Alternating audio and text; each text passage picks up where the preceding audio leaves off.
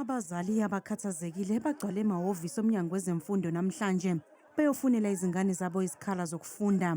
Abanye abazali bafuna liqedwe uhlelo lokubhalisa nge-internet ngenxa yokubambezeleka kokutholelwa izingane izikhala zokufunda. Ngaplaye mina nge-24 zakaJuly 2025. Still namanje ilo application yami ithi application in progress. Umntana makaplacewanga anywhere and sibaningi la abantwana bese abaplacewanga. So sifuna ispace or unless ke government akayicancel lento yakhe admission. We are online. It's really not working.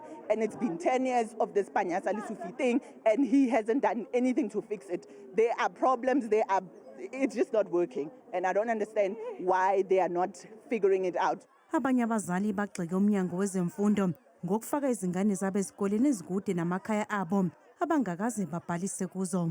Okay, we are apply online ne bakureplace esikolweni esingasona osifunayo. Mawuthi ufika la ngaphakathi bathi uye lapho wona bakureplace khona kodwa wona is not your choice.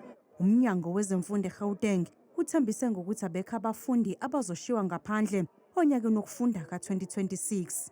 We are placing all of them that are on the queue. I'm talking about your grade 1 and 8. We are negotiating with the schools because school management, reported today. That they were on recess and we could not do anything, from the department perspective if schools are closed. Now that they are back, we are in a position to negotiate with them to increase capacity because we're going to provide mobile units in many schools that we have identified, most especially in this area of Ekurhuleni North.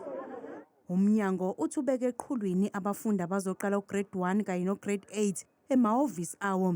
Uthi abazali abafuna izikhala kwamanye amabanga kumele baziyele ngqo kulezo sikole abafuna ukubhalisa kuzo.